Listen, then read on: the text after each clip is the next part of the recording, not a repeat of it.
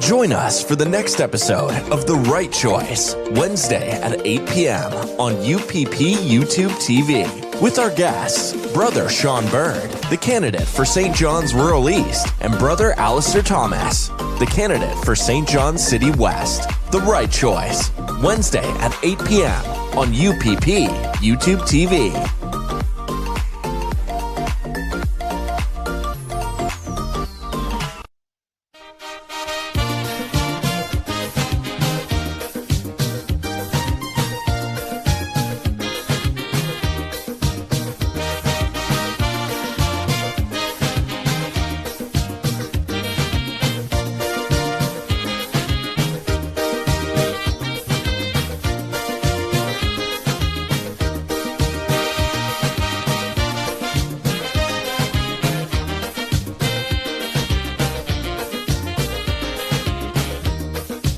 Your vote will decide our destiny.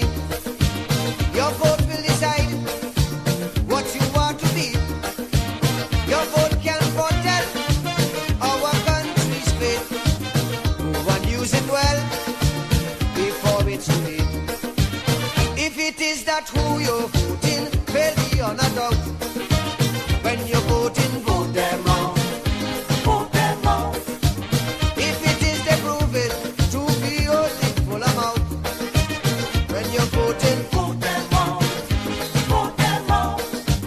If it is the time is now that change should come about. Just as how you vote them in, vote them out. Register and vote them out. If they don't see, vote them out. Stain your finger and vote them out. Show them no mercy, vote them out. Vote them out with total scorn and utter disdain. Let's put our country together again. Vote them out of power, dominate their reign. Let's put our country together again.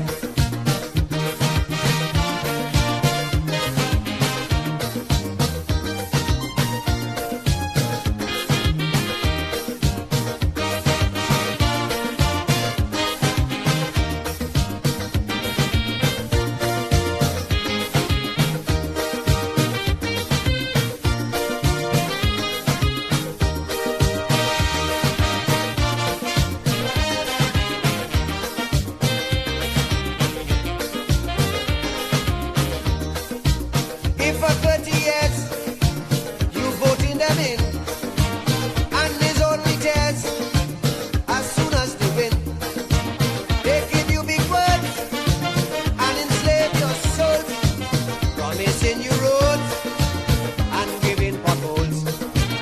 If they are the reason why the economy won't sprout, when you're voting, vote them out. Vote them out. If it is the passing laws that them alone can flout, when you're voting, vote them out. Vote them out. If it is the building eyesores, east, west, north and south, the same way you vote them in, vote them out. Register and vote them out. Totally vote them out. State your finger and vote them out. Rescue the country, vote them out. Vote them out with tempo, they have we in vain. Let's put our country together again. Vote them out with calypso and joyous refrain. Let's put our country together again.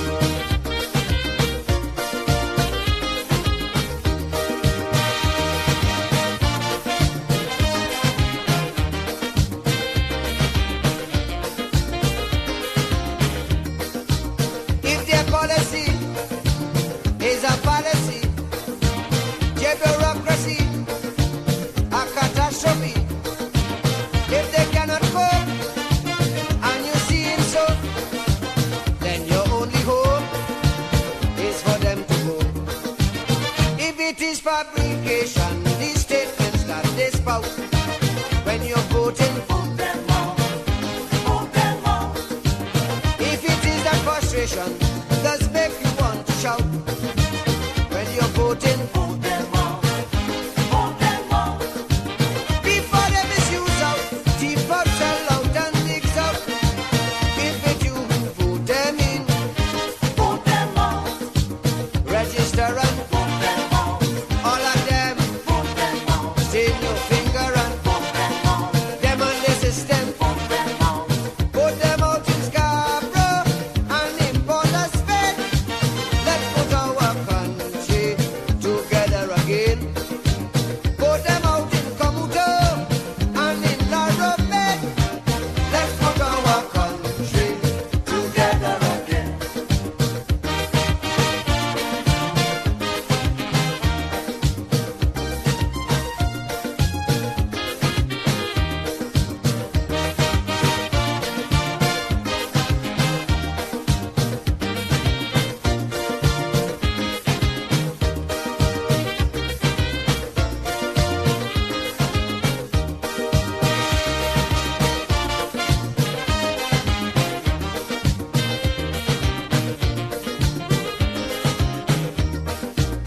People must come.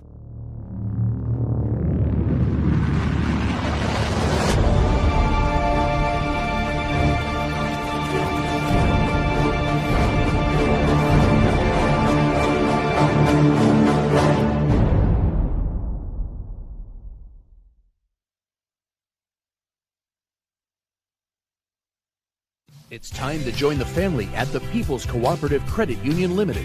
We offer savings accounts, deposits, fixed deposits, loans, among other related services.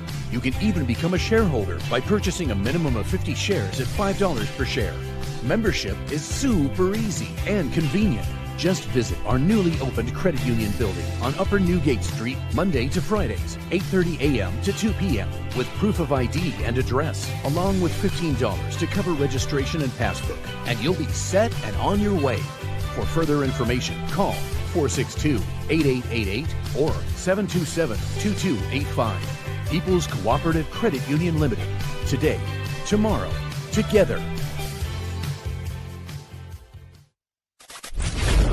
Are you ready?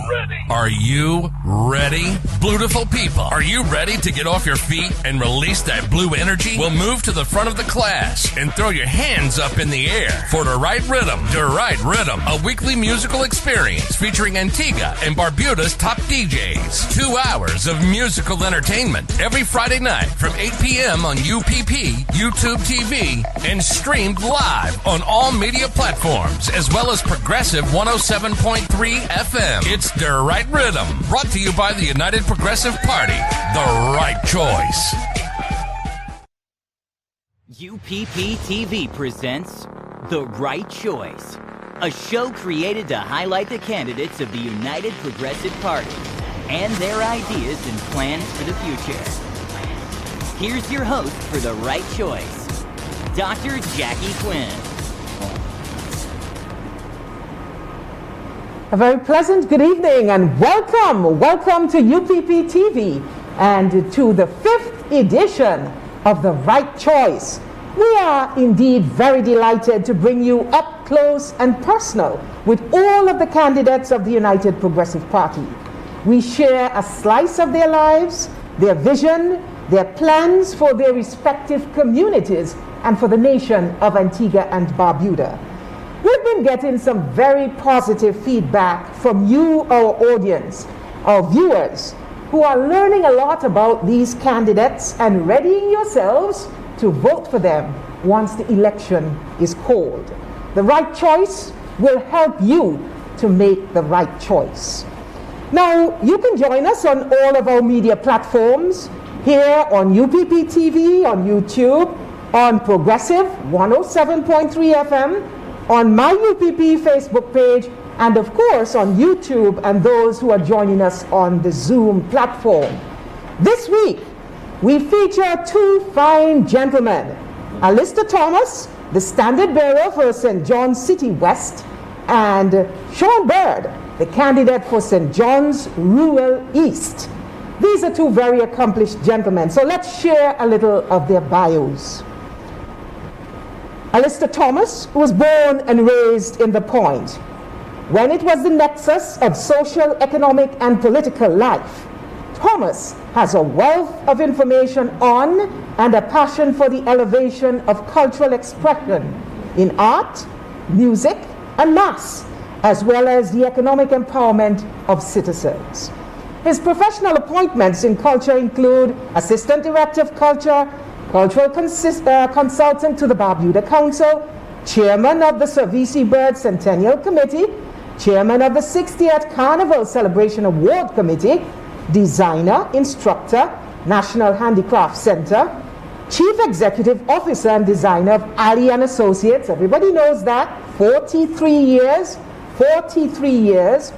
Master Costume Designer, Fabricator, and Lapidarist, Founder, and he's going to explain to us what that is. That's special. Founder and first President of the Antigua and Barbuda National Mask Makers Association. Of course, he served as Information Commissioner of Antigua and Barbuda for 2 terms and founding executive member of the Caribbean Information Commissioners Network. He also served as founder and coordinator of the first National Softball League in Antigua and Barbuda and the first public relations officer of the United Progressive Party. Welcome, sir.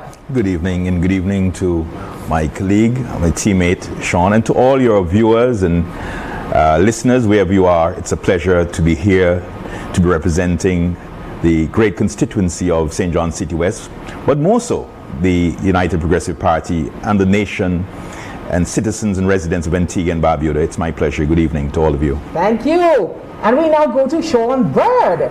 Born into the first family of politics, Sean Bird's earlier leanings were toward the law, as can be determined by his tertiary education.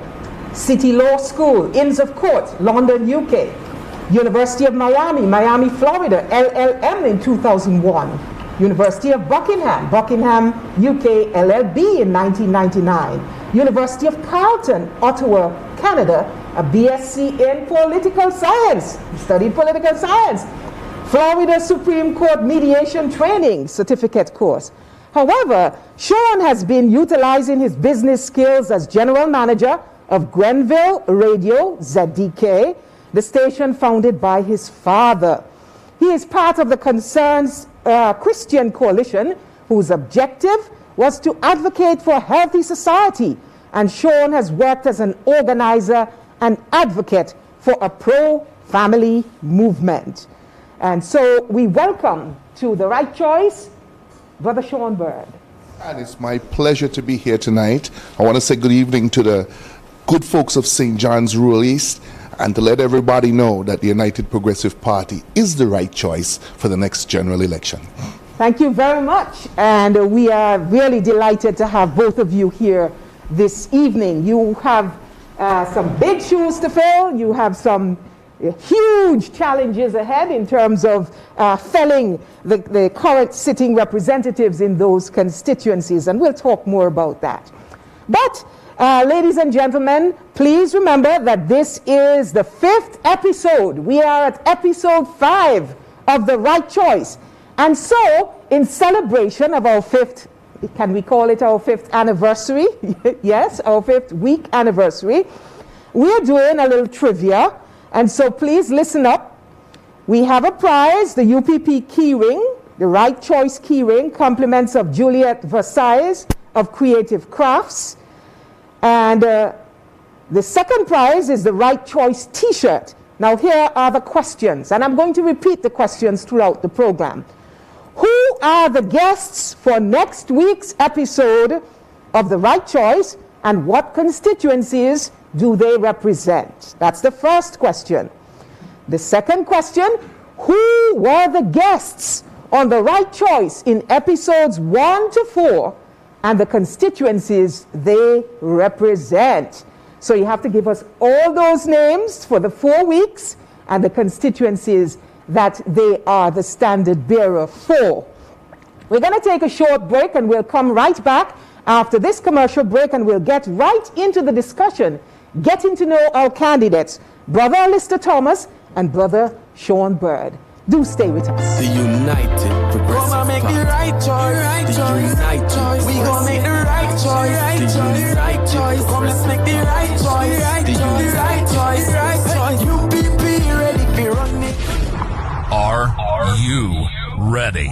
Are you ready? Beautiful people, are you ready to get off your feet and release that blue energy? We'll move to the front of the class and throw your hands up in the air for The Right Rhythm. The Right Rhythm, a weekly musical experience featuring Antigua and Barbuda's top DJs. 2 hours of musical entertainment every Friday night from 8 p.m. on UPP, YouTube TV, and streamed live on all media platforms, as well as Progressive 107.3 FM. It's The Right Rhythm, brought to you by the United Progressive Party. The right choice. Extra, extra, come hear all about it. It's 3 for 1 Thursday, and we're marching to victory with the UPP. Yes, you heard me right. The United Progressive Party Redemption Train will be coming to the Radio Range playing field on Thursday, 10th March, for its drive-in, socially distanced political rally. Come hear our featured candidates, Sister Gladys Potter, St. John's Rural South, Brother Jonathan Joseph, St. Mary's North, and Brother Franz DeFreitas from St. John's City South, as they expound on their agendas for the development of their constituencies. 3 for 1 Thursday. On Thursday, 10th March, the United Progressive Party political drive-in, socially distanced political rally heads to the Radio Range playing field. Gates open at 6 p.m. with musical juggling, and the rally starts at 7:30 p.m. We're marching to victory with the United Progressive Party. The right choice. I just feel like people not understand me. I don't want to even give me a chance. Go to school, I'm a hard skill. I'm a hard worker, but there's just not enough jobs out there. The economy is so bad that I'm ashamed to say that we're in the year 2022 and water hardly one near the pipe. Now them can't tell how we, in order to get a job, I must take the job. I understand the vaccine is a good thing and all that, but I just hate the fact that it's mandated. It's my body, it's my choice. I shouldn't be denied a job, education, or benefits because the choices I make for my body. For me, this time, personally, the UPP is the right choice because they are the party of choice.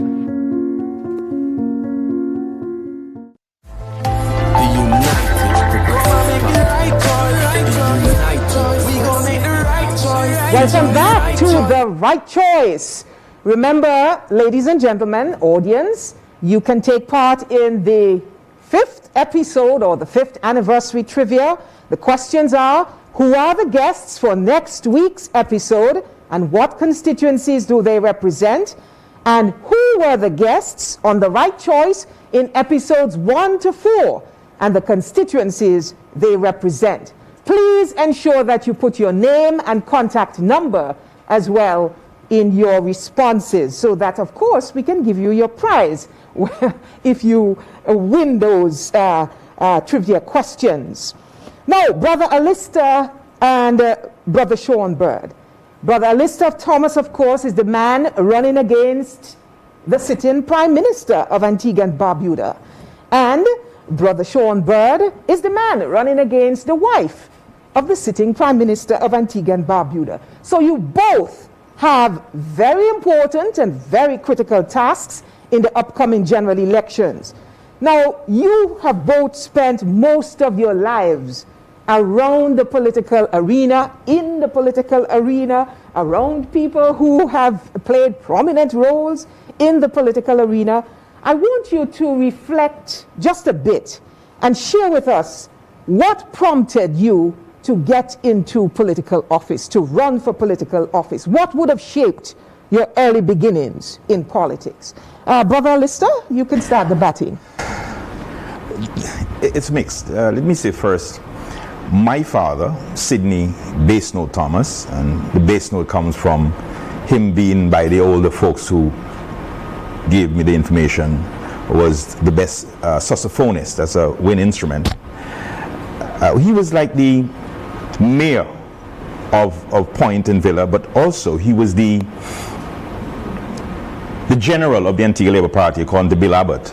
That is, Bill Abbott had told me, late Bill Abbott, that it was my father who invited him into the Antigua Labour Party, and who taught him to shoot. But all the major meetings and discussions and gatherings of the Antigua Labour Party and Antigua Trades and Labour Union took place at my father's bar, called Norton's Club, or at our estate in Dry Hill, Buccaneers Cove. During those times, every single individual of significance that related to the Antigua Labour Party and the Antigua Trades and Labour Union gathered or attended these gatherings at Norton's Club, that's between Wapping Lane Cross and St. John Street, so that whoever it was, a lawyer, politicians, a Lionel Hurst, the B.C. Bird, there is where you found them. So that at a very early age, all of the key and important persons in politics, in legal, the legal fraternity, the Kendells, the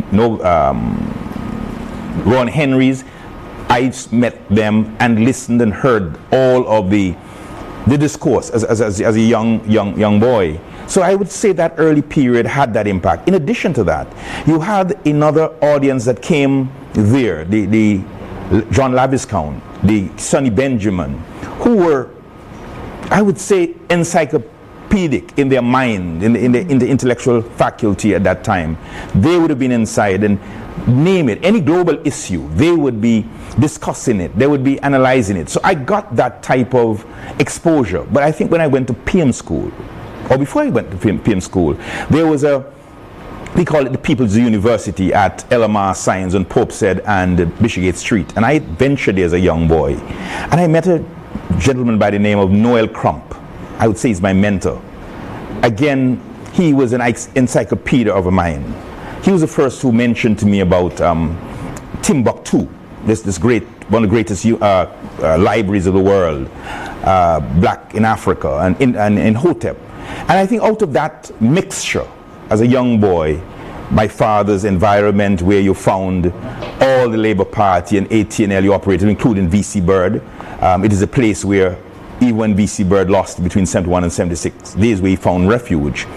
So that my early childhood was exposed to the creme de la creme, all the activists, the political personalities in Antigua. I knew them from around my father. So I think that kind of birthed in. But in addition to that, I had this, I don't know where it came from, I developed this, I would say, this insatiable intellectual political appetite from school. In fact, when I was going to Princess Margaret School, I spent 98% of the time in the library. I don't think there was a encyclopedia I didn't read at the time, because there was no laptop, there was no internet, there was no computer. And so that I began expose myself by reading when nearly all my other schoolmates were taking break. You could find me in the library reading everything imaginable.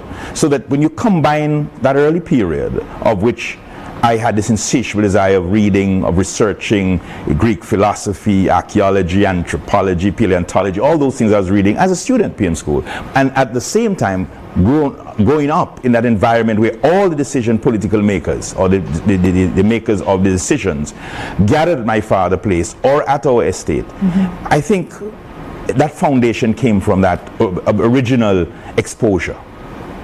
Great.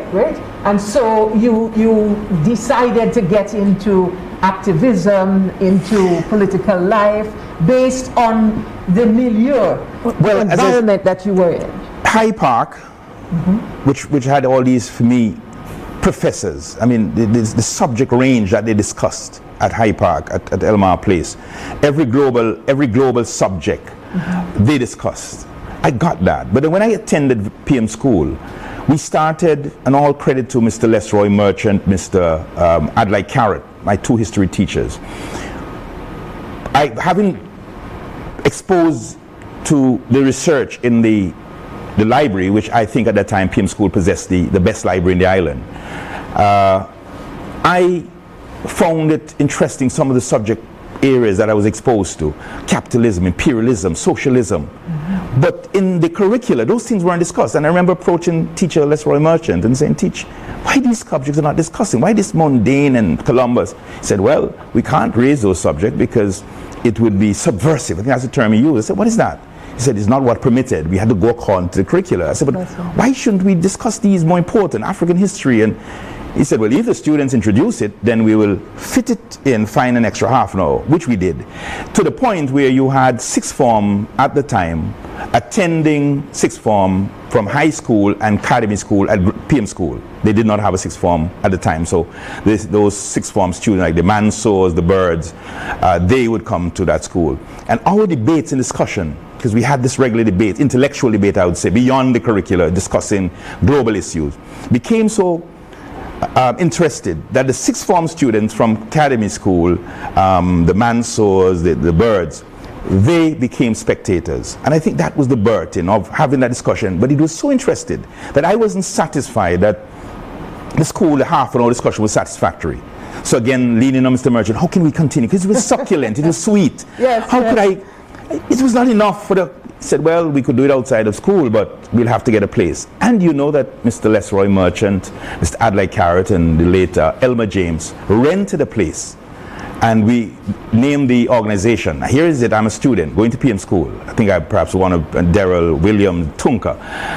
We started Third World Liberation Movement as students, and they were teachers. And that institution provided for the curricular subjects, economics, business, craft, planning, all that was the curricula at Third World Liberation Movement. So that was, I would say, would have been the foundation, because this was an institute. It had a more expansive curricular program than the school program. So and also the children from the community, because we began to invite children from the community, that the areas and subjects that they were weak in addition to teaching economics and business and that practical business, they were being helped. So that in that institution is, I would say, is where I would have cut my political teeth as a student with these teachers. We founded this organization, and if there is something remarkable about that, I recall, at that time in Antigua, Christmas cards, birthday cards, Valentine cards, all the images on the cards in every card shop or shops that would sell Christmas cards, gift cards, birthday cards, were white images, white Eurocentric face. And Barbuda Barnes, Leroy Barbuda Barnes, who's a member of the organization, you had Blondell Ferris late, we decided, how could we challenge that? Imagine you're buying a Christmas card or birthday card, and the image was a European, a white image. And we agreed, Barbuda and myself, to engage in this project to start doing local cards. And I did the artwork for 6 models. And it was the first time you had a mass production of local Christmas cards with black images, and you know, we sold off in the first year maybe 2,000. I still remember that as far as Third World, but that was the birthing of my politics. Wow, this is great. Now, Brother Sean, you had a similar environment that you would have grown up in, with your grandfather being the father of the nation and your family being involved in the political life. Tell us, what shaped your early interest in politics? Well, let me say first that, surprising or not, I used to try and run away from politics. That's true. I tried to run away from it. I was always an avid reader, and I was always the little boy among the adults listening, and my father would call me and say, "Sean, come here. What the Time magazine say here right now? What about Newsweek?" Because we used to lie on the bed, and I used to read the Time. Every week the Time and Newsweek came down, and all the different, I used to read a lot of history books and what is taking place. Now, Alfred Archambault is probably my oldest friend. We were in kindergarten together, primary school coming up, and we were going up on the 595, I'll never forget. He had a 1973 Mercedes, and we were driving up talking as we always do, because he's a very bright fellow. And he said, "Sean, where are you running away from?" I said, "What do you mean?" "I don't know where you're running away from. It's best you go back and do what you have to do." And I said, "What is that?" And he said, "You know it." And I wasn't convinced too much about it, but I was always very active. I was always very active. I was always very active in high school. I was always very in politics, Glee Club. I don't know, Rudolph Davis is listening, so he would know that. And I was always very active. I was class president, school president, and I don't think I ever went for a position, to be honest. I never went for a position. when I was in university, we're having some technical difficulties with the audio, so we are going to take a short break, Brother Sean. I don't think our audience was hearing you just now. So we're going to take a short break and we're going to come right back. We'll fix those audio challenges and we'll come right back. Do stay with us. If you're not Antigua, if you're not Barbuda, UPP is the right choice. Vote for integrity, accountability, transparency. We are the right choice. If you want a better nation, vote UPP. Most schools for vote them out. We comment to vote them out. We comment to vote them out. We comment to vote them out. We gonna vote them out. We comment to vote them out. We comment to vote them out. We comment to vote them out. We comment to vote them out. We comment to vote them out. We comment to vote them out. We comment to vote them out.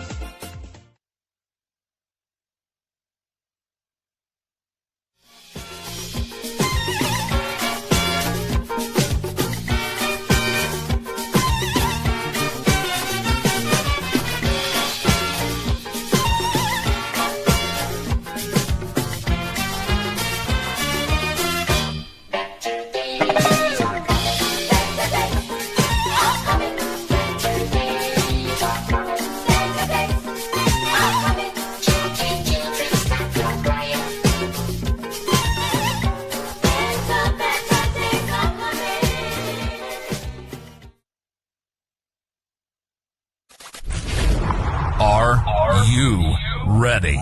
Are you ready? Beautiful people, are you ready to get off your feet and release that blue energy? We'll move to the front of the class and throw your hands up in the air for The Right Rhythm. The Right Rhythm, a weekly musical experience featuring Antigua and Barbuda's top DJs. 2 hours of musical entertainment every Friday night from 8 p.m. on UPP, YouTube TV, and streamed live on all media platforms, as well as Progressive 107.3 FM. It's The Right Rhythm, brought to you by the United Progressive Party.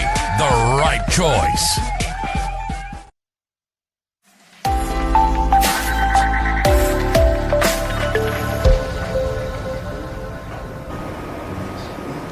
Welcome back.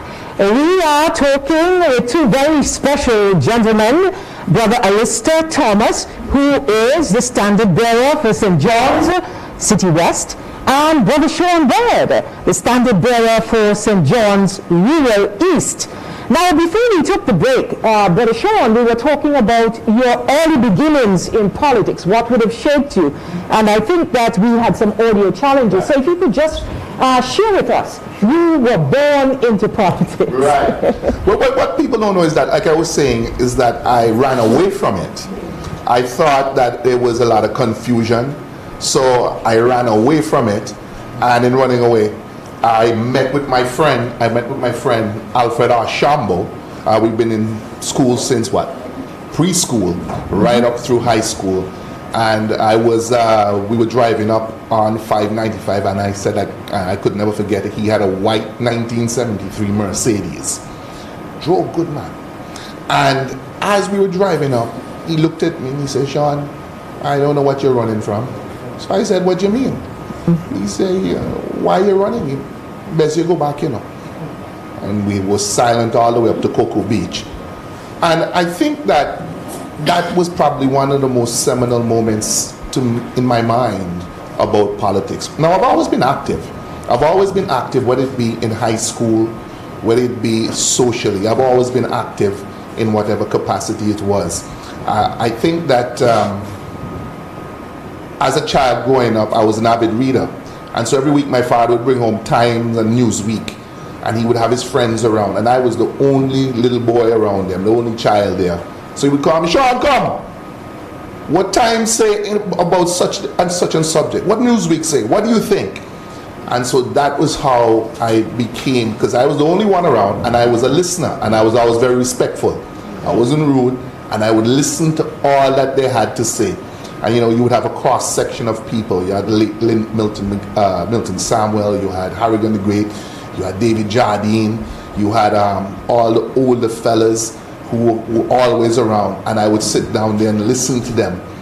I think that helped to shape me going forward. One of the things that was very seminal is that I always wondered why it is that whether I was in a high school or university, I was always selected to lead an organization. For instance, when it was the Law Society at the University of Buckingham. Now, what also strengthened my desire to get into politics before it waned was that we had a problem at the University of Buckingham whereby many of the black students thought that they were not being treated fairly compared to the white students. And so I led a campaign, and we invited all African students, black students, and we invited the dean of the law faculty. And we had a discussion, and the dean was very angry, and we sat down and discussed what it is, and he gave his definition. So that was a very seminal moment. And I think that also shaped it. When I was at the University of Miami, I was involved in the Democrats.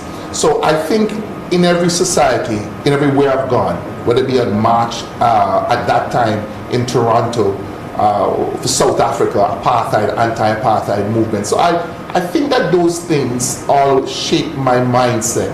But I was very close with my grandfather. And so being close with him, I would ask him 1,000,001 different questions. I morning till night, I would ask him. And I venture to say he and I were very tight. So as it began, as I got older, I was also a straight shooter.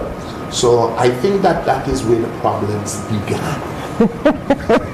Because I would say, no, that's not right. And they would say, but you have to go. I said, no, you're talking to the wrong man. Yeah. And I think that is where my problems began around the age of 19.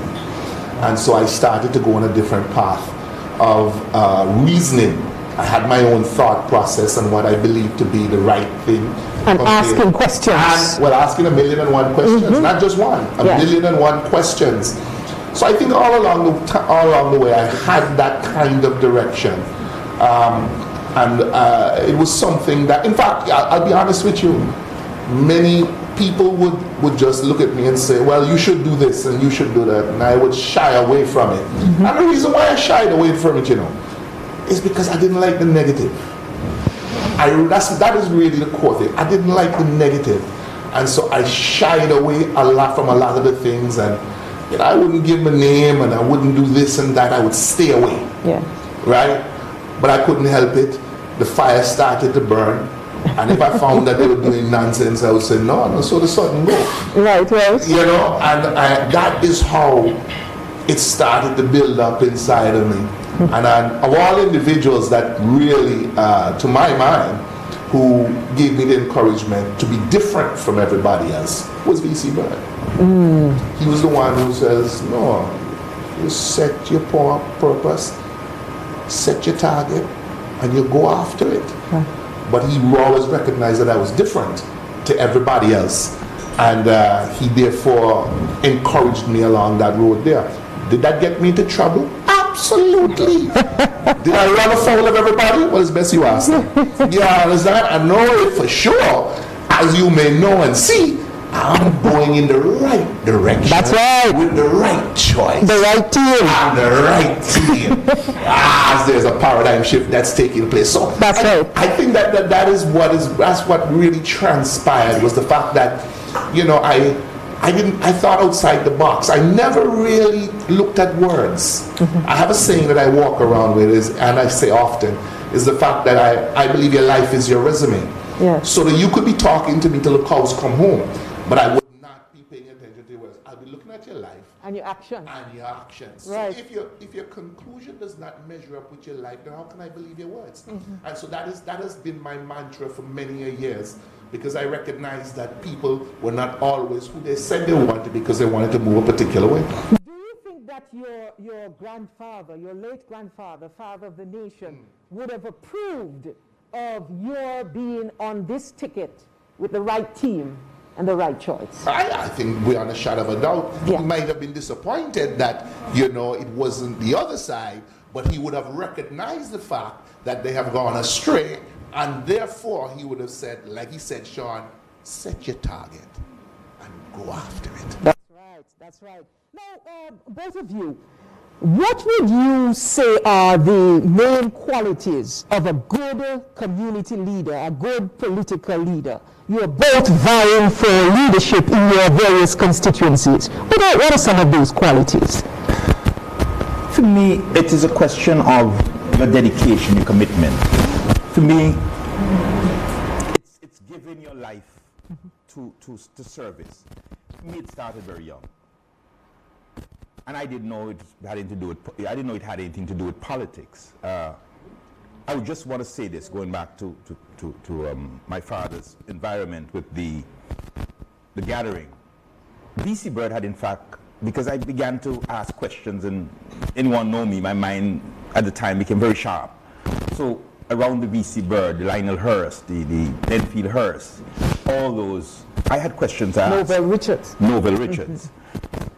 And so dear Colonel Bird had offered me to run as first offered me to be a senator, which would be the youngest senator, and I think 2 years after. And my father, I refused, and my father and I didn't speak for 2 years, living in the same environment. But I want to go to the community question. At about 11 years old, I organized, sponsored in Villa area. Perhaps when we were doing the research, it seemed maybe it's one of the youngest sponsorship. I was going to Villa School, and I started to train some young, my contemporaries, Joe Water Henry, you would know that person. Yes, John Henry. We started football, playing where your father and your family were living, a mission school ground. But I felt I wanted to be uniform, at which time I was reading the Shoot and Goal magazine from a fellow called Cardinal Knight, Amazon, who was a subscriber. And I felt, I was at the time, I was going around Strappy Funeral Home, because Strappy's home was a family friend of my mom and my aunt. So I began sanding coffin and waxing coffin. And at the end of the week, I would receive $20. In those days, $20 like $200, if not $2,000. I carried home $10 and I saved 10. In those days, a short and a t-shirt, short I think was about $2.50. The shirt was t-shirt about $2. And you know, I sponsored at the age 11, going to Villa School, the entire 12 uniforms. Did the artwork, cut out the stencil, printed it. The name of them, the football team was Manchester United. Out of that team, so here's it, I'm going to school at 11 years old in the community, sponsoring, doing the design, doing the printing of the shirt, so that our uniform, Manchester, community team, not a first division, not a second division, not a premier division. And out of that team, and being the coach and being the captain, I am proud to say that as I speak, one of the members of that team, he was younger, he came in a little later, is today the president of the Antigua and Barbuda Football Association. Mm-hmm. Took him early. Everton, that's how it comes off. Mm-hmm. So that was community work. Here is it, that student, 11 years old. At the same time, I think pretty early, I started, as I said, the Third World Liberation Movement, being a student, I was organizing in the community classes with my teachers, having craft sessions, having after-school sessions, so that my life in that community, not only that I was born there, my neighbors was buried there, but the whole question of being a leader, not knowing I was shaping myself in that regard, was this natural process to be involved in helping to organize, to mobilize. At 11 years old as a student, organizing, training, being involved in everything, playing every game. But then as I grow older, I start to get involved in things in the community.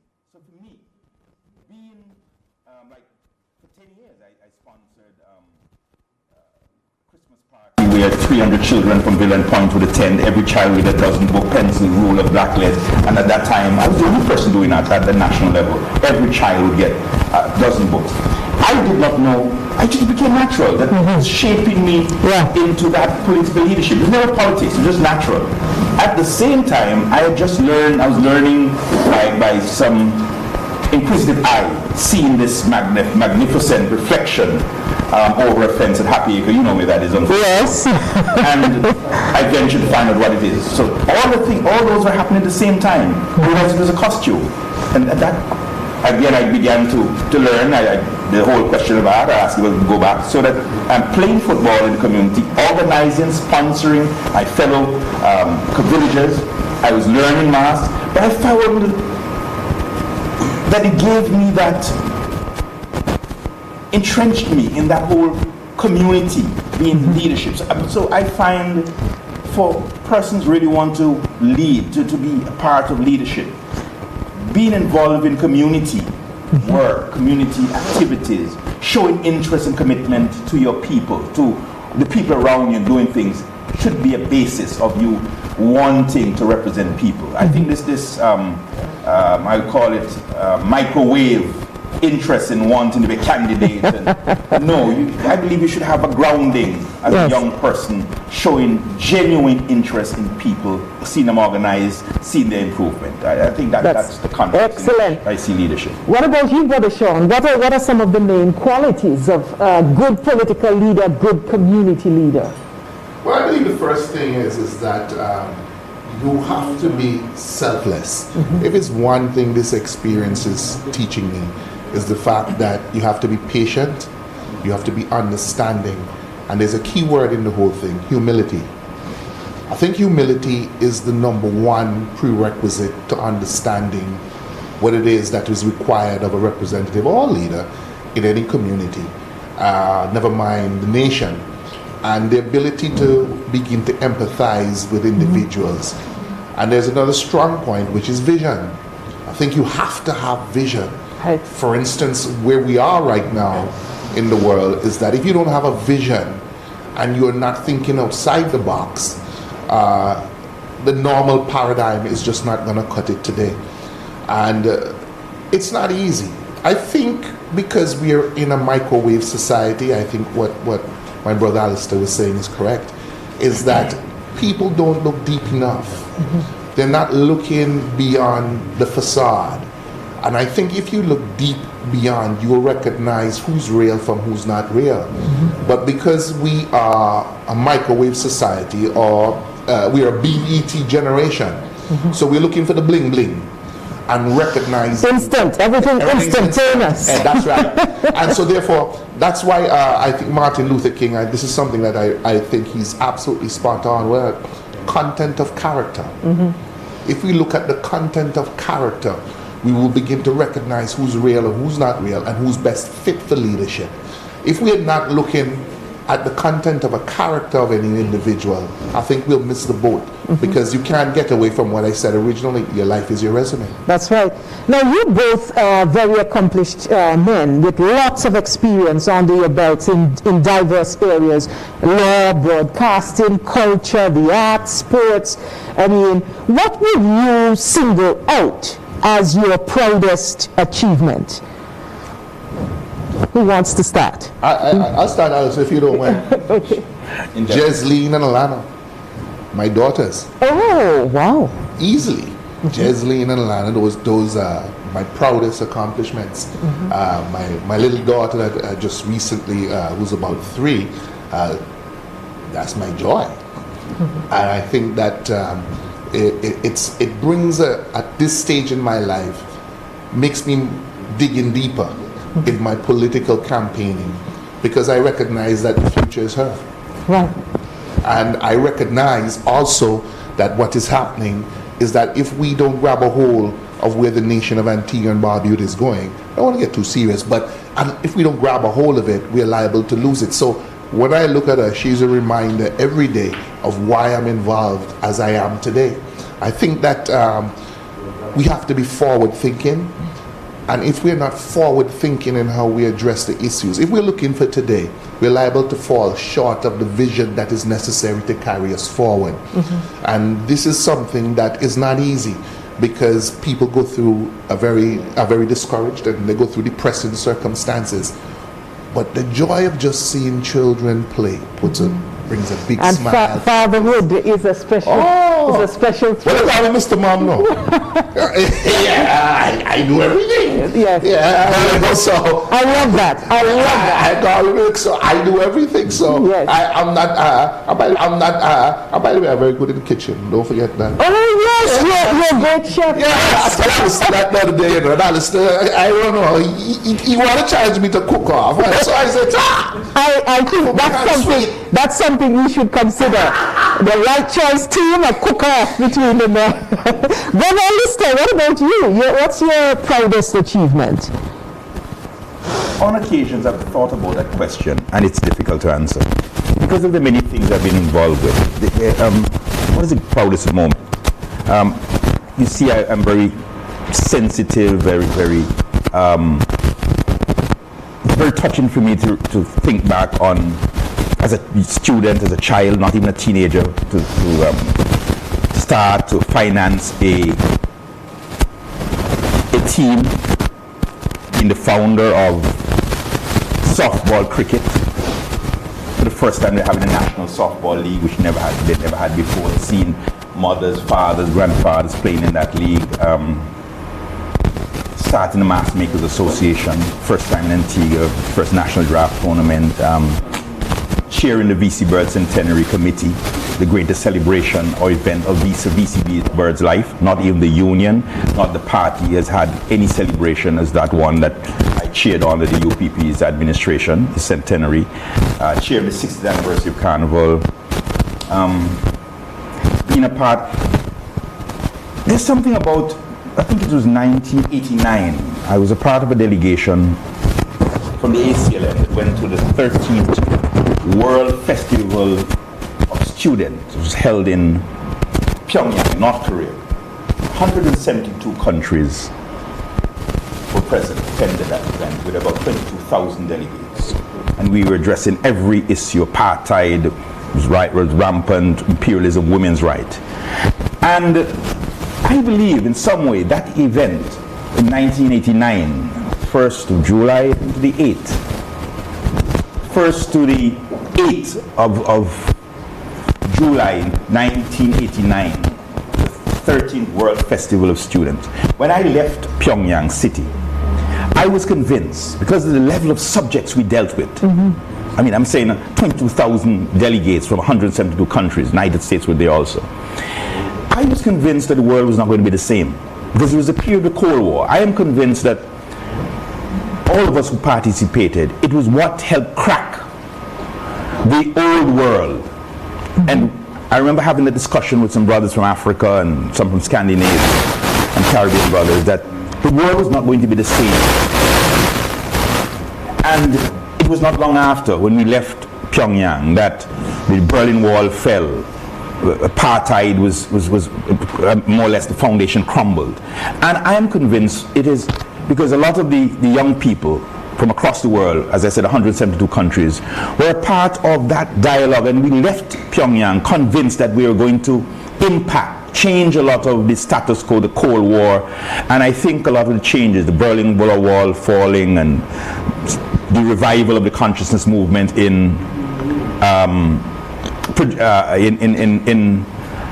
the United States had a lot to do with that 13th World Festival of Youth and Students, that the youth and students that gathered there. I think that would be one of the most impactful events for me, that I was a part of this global gathering of young people from 172 countries, 22,000 of us, addressing every imaginable subject area at the time, from diverse cultures, diverse ethnicity, and the world changed dramatically. I believe that among the many things I was engaged in, that would be one of the most impactful aspect of my life and contribution. I was a part of this progressive young movement that this began to dismantle apartheid in a serious way, because we all left Pyongyang resolved, despite the different political ideologies, that we were going to make input in our lives in contributing to try to dismantle what we felt were keeping the world too divided. Okay, we're going to take another short break, and when we come back, we're going to continue to have a discussion with Brother Mr. Thomas and Brother Sean Bird, the candidates for St. John's City West and St. John's Rural East Remember, ladies and gentlemen, audience, you have questions to answer. Who are the guests for next week's episode, and what constituencies do they represent? And who were the guests on the right choice in episodes 1 to 4 and the constituencies they represent? Remember, it's our 5th episode. It's our 5th anniversary of sorts. Please continue to stay with us, and if you do answer those questions, put your name and your contact information. We'll be right back. UPP are the right choice for we. So who you gonna vote for then? So who you gonna vote for? UPP are the right choice for we. The United Progressive Party. They're the one, they're the right choice for economic recovery and stability. Them know how to run the country. Full of no people can't see no upliftment. A time blue team run parliament. The social enhancement and development. More infrastructure for technology. Blue team, UPP are the right choice to win. Hey, we are Extra, extra, come hear all about it. It's 3 for 1 Thursday, and we're marching to victory with a UPP. Yes, you heard me right. The United Progressive Party Redemption Train will be coming to the Radio Range playing field on Thursday, 10th March, for its drive-in, socially distanced political rally. Come hear our featured candidates, Sister Gladys Potter, St. John's Rural South, Brother Jonathan Joseph, St. Mary's North, and Brother Franz DeFreitas from St. John's City South, as they expound on their agendas for the development of their constituencies. 3 for 1 Thursday. On Thursday, 10th March, the United Progressive Party political drive-in, socially distanced political rally heads to the Radio Range playing field. Gates open at 6 p.m. with musical juggling, and the rally starts at 7:30 p.m. We're marching to victory with the United Progressive Party. The right choice. Are you ready? Are you ready? Beautiful people, are you ready to get off your feet and release that blue energy? We'll move to the front of the class and throw your hands up in the air for The Right Rhythm. The Right Rhythm, a weekly musical experience featuring Antigua and Barbuda's top DJs. 2 hours of musical entertainment every Friday night from 8 p.m. on UPP, YouTube TV, and streamed live on all media platforms, as well as Progressive 107.3 FM. It's The Right Rhythm, brought to you by the United Progressive Party. The right choice. I just feel like people not understand me. I don't want to even give me a chance. Go to school, I'm a hard skill. I'm a hard worker, but there's just not enough jobs out there. The economy is so bad that I'm ashamed to say that we're in the year 2022 and water hardly won near the pipe. Now them can't tell how we, in order to get a job, I must take the job. I understand the vaccine is a good thing and all that, but I just hate the fact that it's mandated. It's my body, it's my choice. I shouldn't be denied a job, education or benefits because the choices I make for my body. For me, this time, personally, the UPP is the right choice because they are the party of choice.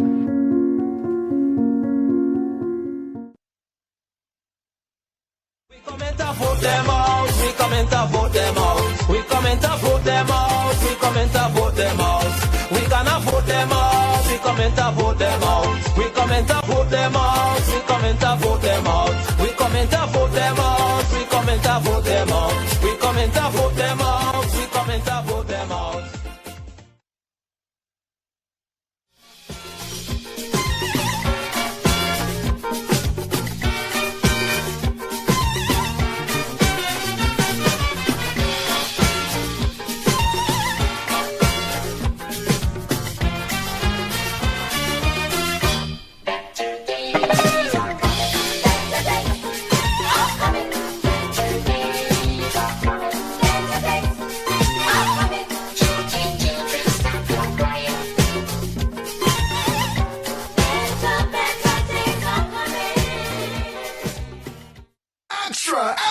Come hear all about it. It's 3 for 1 Thursday, and we're marching to victory with the UPP. Yes, you heard me right. The United Progressive Party Redemption Train will be coming to the Radio Range playing field on Thursday, 10th March, for its drive-in, socially distanced political rally. Come hear our featured candidates, Sister Gladys Potter, St. John's Rural South, Brother Jonathan Joseph, St. Mary's North, and Brother Franz De Freitas from St. John's City South as they expound on their agendas for the development of their constituencies. Free for one Thursday. On Thursday, 10th March, the United Progressive Party political drive-in, socially distanced political rally heads to the Radio Rage playing field. Gates open at 6 p.m. with musical juggling, and the rally starts at 7:30 p.m. We are marching to victory with the United Progressive Party. The right choice. We have made it abundantly clear that no one, absolutely no one in our country will be vaccinated if they do not wish to be. We uphold that right and respect it. You hear lie? That is lie. Lie? You hear lie?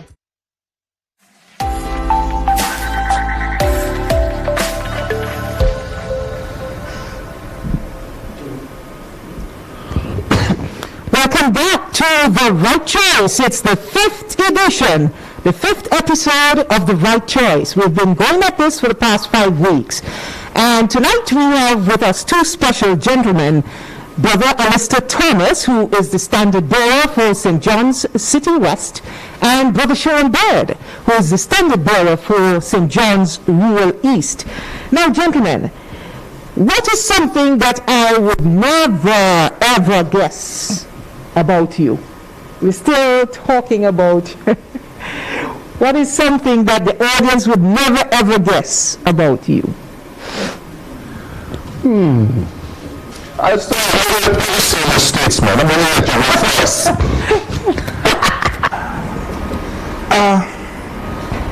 I think like my space.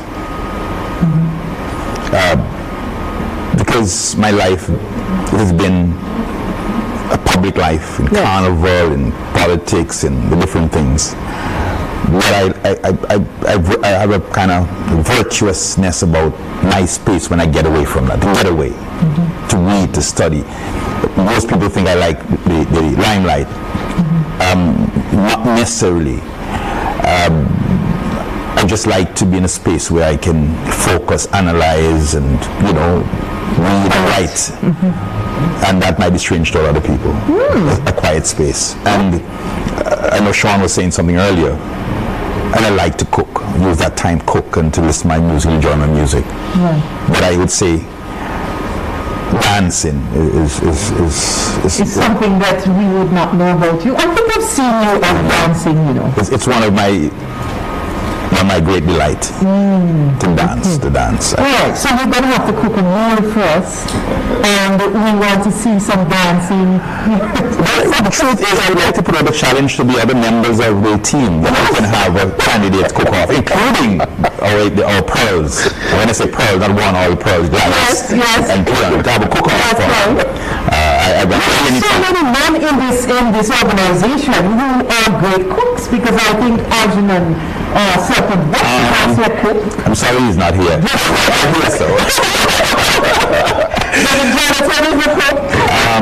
I'm very proud of course. Fellas, you can't too judging. I don't know what you say, but I've been hearing that they're good. So that's why I would like to have that public off, and the public would enjoy it. We'll make sure we have that ready for later days.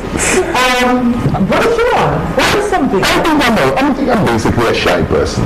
I tend to try and stay out of a lot of people's ways, and I tend to be a loner. I tend to be a loner. There you go. I have it out there. I think I wasn't always like I just think I've always been kind of shy and reserved. I would never have guessed that. Nobody would have guessed that. But I'm a loner, a little bit of a loner. What 3 words would you use to describe yourself? What 3 words best describe you? I think I'm a very God-fearing individual, extremely. I think I don't make a decision unless I'm sure about it. I get that okay. I think what needs to be, I think I am I'm extremely concerned and about my environment, what's around me. So I think those are the things that mean a lot to me. You know, I think those things mean a lot to me. Brother Alistair, three words that would describe you. Committed, dedicated, caring. Committed, dedicated, caring. Now, you both have grown up around politics and in politics. Brother Alistair, you have been an activist all your life, around all of the political milieu with your father, Sidney Desno, Brother Sean with the father of the nation, right in the heart, in the pit of politics. Despite your vast political experience, if it's directly or indirectly, what is one thing that would surprise people about your political involvement? What is the one thing that would surprise about my political involvement? My drive. This is something that I really believe. Rick Warren wrote a book called Purpose Driven Life. Yes. And I think without saying a word, individuals will confirm whether you're on the right track or what. I don't see the participation of politics by all 16 candidates led by Harold Lovell as politics. I think it's purpose driven. And I think it has to do with the fact that the globe is in a paradigm shift. And so I believe that my involvement and the rest of my colleagues' involvement is not the regular political optics or the political involvement, but it's more about purpose-driven. So if the confirmation is that this is about changing the dynamics of Antigua and Barbuda to meet the challenges that we are facing. So there's a paradigm. I think the political leader, Harold Lovell, said something that he doesn't say enough of. He speaks about mindset reset. And I think that is what we're bringing to the table right now. That is the key. Brother Alistair? For me, it's not about running, being a candidate. As I said, those things were being offered to me. I could have been a minister of the Labour Party government. Sir V.C. Brett offered those things. I could create history. It's a complete commitment of my life from childhood that I was always committed to wanting to see the improvement, the empowerment of people. That having been exposed and, enlightened myself to consciously Afrocentric knowledge and where we came from and who we are. I'm talking about from our greatness, mother and father of civilization and our journey. I just felt with the reading, the men and women, the exceptional men and women who had dedicated their lives for the improvement of people's lives. I designated that task. That's the journey. That's my obsession. It's not about material things. I could go that part. It's a commitment to see people's lives improve and how we can make people's lives better. And as opposed to just, I want to be in politics, I want to run. It's a commitment of my life.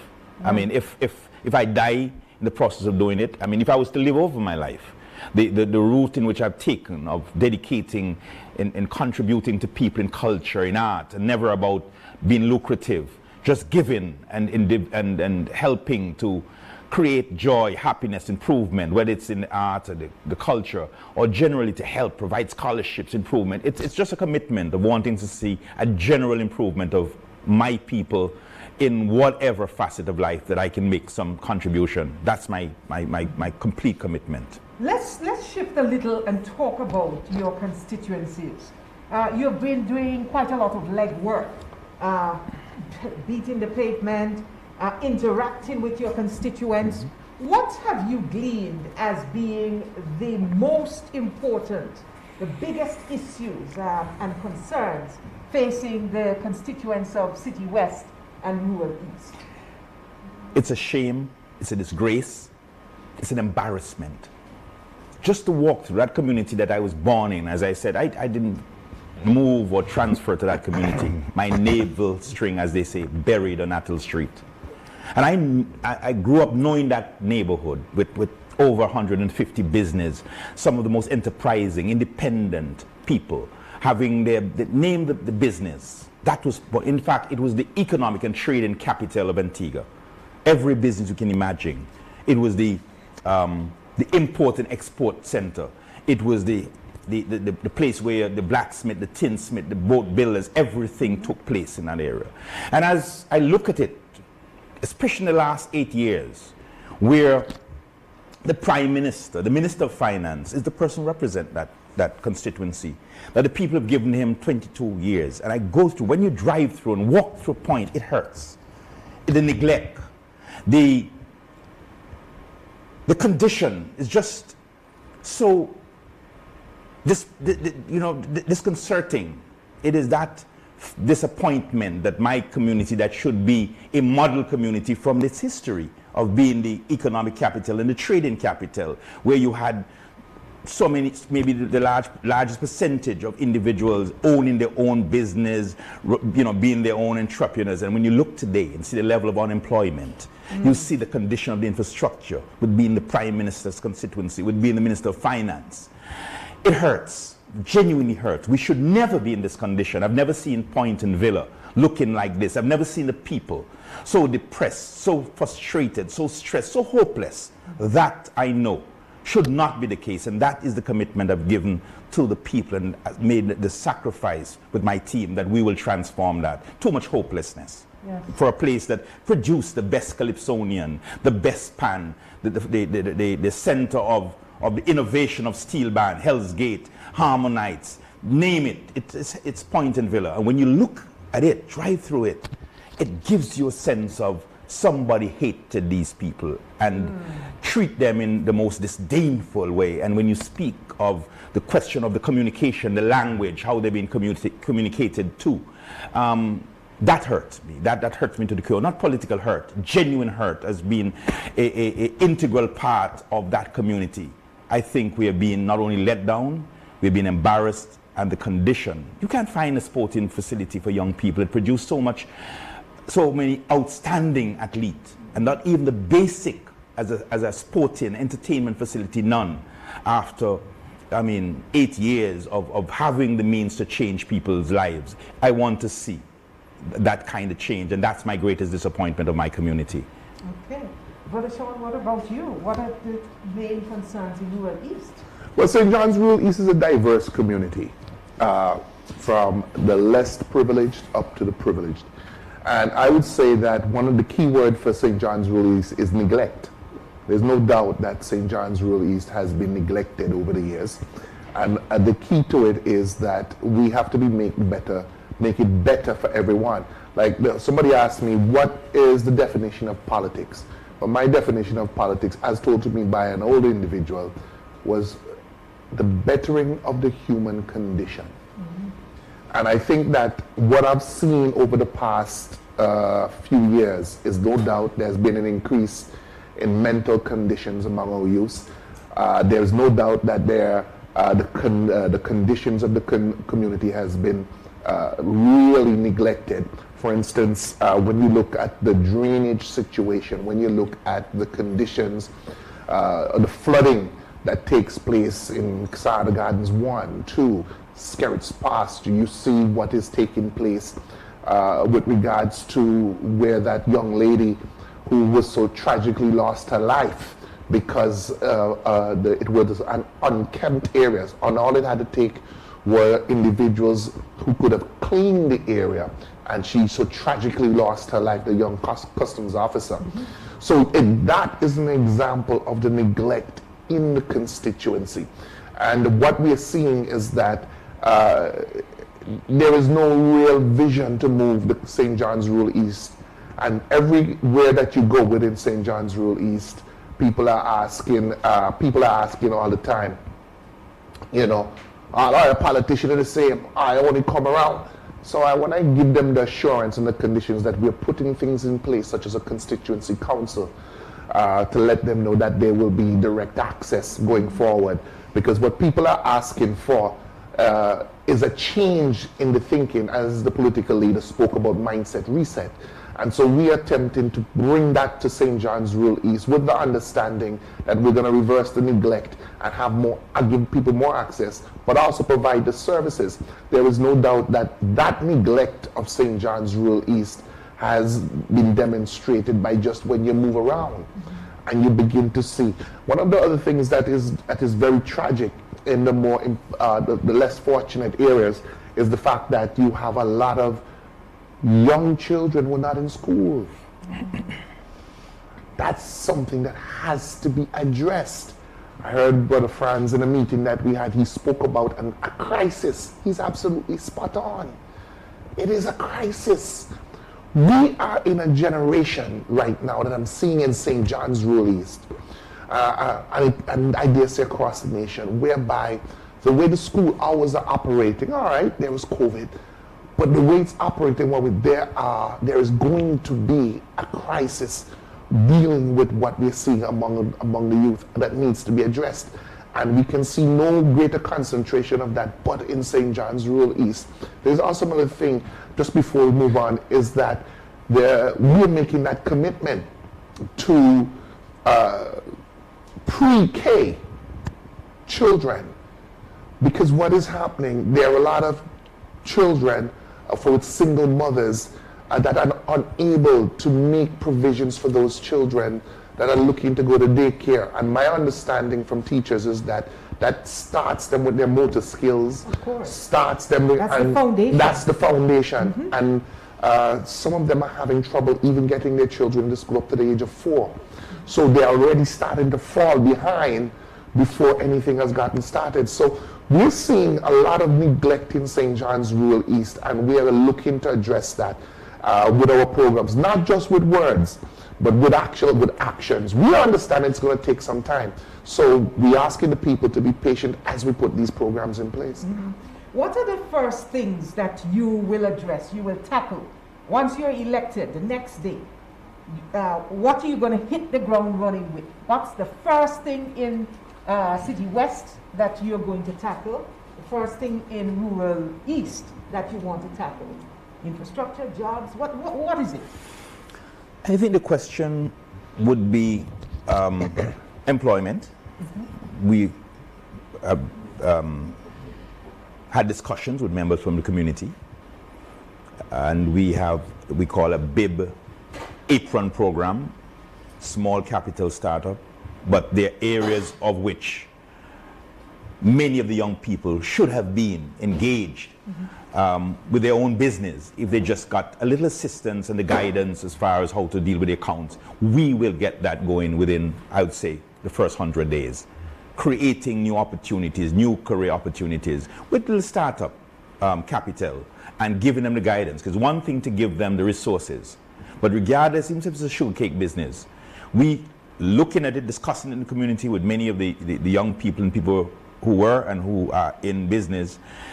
It is, where did they fail? And a lot of failure took place because they didn't understand the basic of accounting and management. That will be an integral part. We'll hit that early. Also the sporting. I think we could do our plan is to do some of the things simultaneously. We can get up one of the grounds with some volunteer work, with little resources, get some bleachers in Blackburn Park, to get some restrooms there. I mean, it's inexcusable.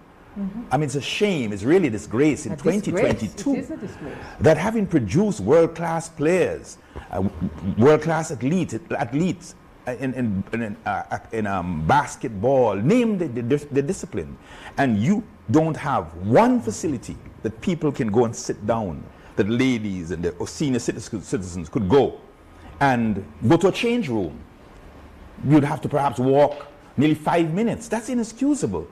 So that in the first 100 days, those are things that we can tackle. I know volunteerism as a part of other collective programs that we can get up, at least the basic. Let's get that playing facility for the young people at a stage in which they'll feel proud to go there to participate, because there are many opportunities in education, in overseas possibilities, if we set up the environment for the young people to get the kind of facility that should be there. So that I would say education also, finding more scholarships for the young people, having discussion with them, what are the, not just scholarships, but what are the disciplines, what are the areas that we are looking for? We are short of many areas in practical skills, in construction. We need plumbers, we need masons, we need electricians.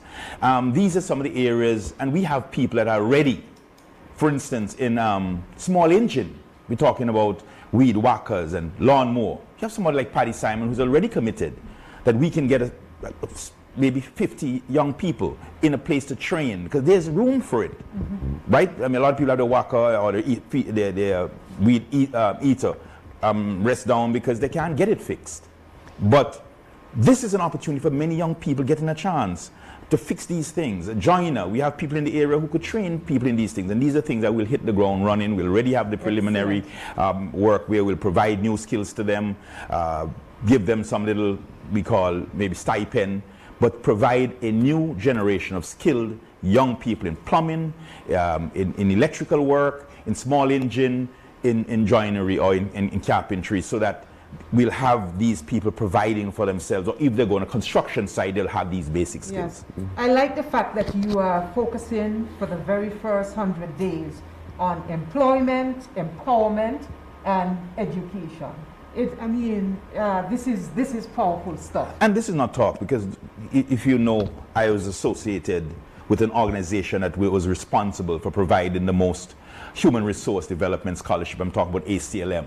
That's you go around the country, no institution outside of power has done more in providing tertiary education in all disciplines.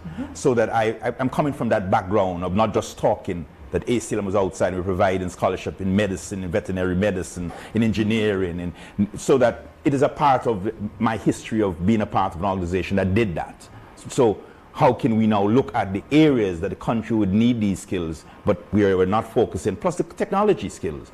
There are many aspects in computer technology that the UPP started that they stopped. The GATE program, how we can get software designers, how we can get them in movie production, things that we can do, how we can take the steel band to a new level, how can we create festivals that can generate economic activities, where we'll have a festival where merchants and vendors can benefit, whether it's fortnightly, things like that. We can hit the ground within 100 days. So you're bristling with ideas, and not only just ideas, but tangible things that you're going to put into action. What about you, Brother Sean? Oh, that's what are the first things you want? The first thing that has to be addressed definitely has to do with the infrastructure, the drainage. I think that has been something that has been neglected for a number of years, and we have to address that as soon as we get into office, to show the people that, look, they're going to get some relief. I've seen where we had that flash flood, and all of a sudden cars are floating right around homes, electric lines dropping. So that is going to be a priority. The other thing that has to be a priority is that because the constituency is so diverse, is that using what we have within St. John's Rural East to keep the area clean, and we have enough young men and women with the equipment, with the trucks, etc. There's also another thing that is the way of the future, which is vocational training.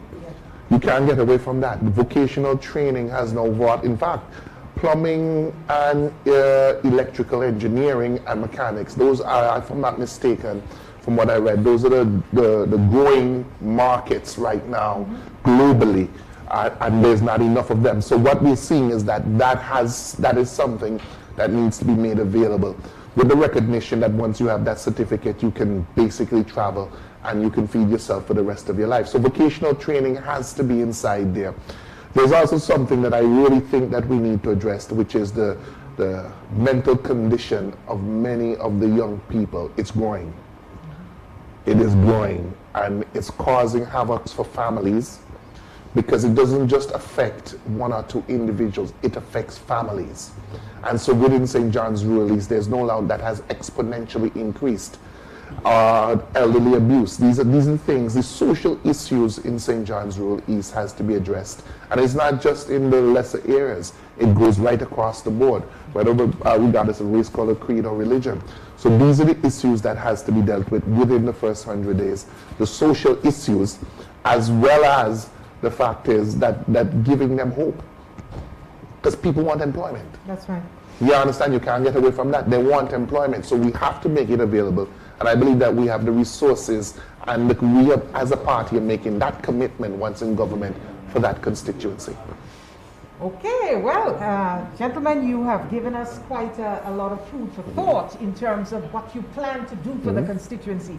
And I know that your commitment to both City West and Rural East, I mean, it is a deep commitment, and we certainly will see action once you are elected. You're watching The Right Choice. Remember, you can answer the questions. Who are the guests for next week's episode, and what constituencies do they represent? And who were the guests on The Right Choice in episodes 1 to 4 and the constituencies they represent? We are at the 5th episode. This is our 5th anniversary, so you're going to get a prize. If you can answer that, put your name, put your contact number, UPP keyring, Right Choice, and a UPP Right Choice t-shirt. We'll be right back after these messages. Structure technology, blue team. UPP are the right choice for we. Aye, we have a leader with the vote them out. We come and vote them out. We come and vote them out. We come and vote them out. We gonna vote them out. We come and vote them out. We come and vote them out. We come and vote them out. We come and vote them out. We come and vote them out. We come and vote them out. We come and vote them out.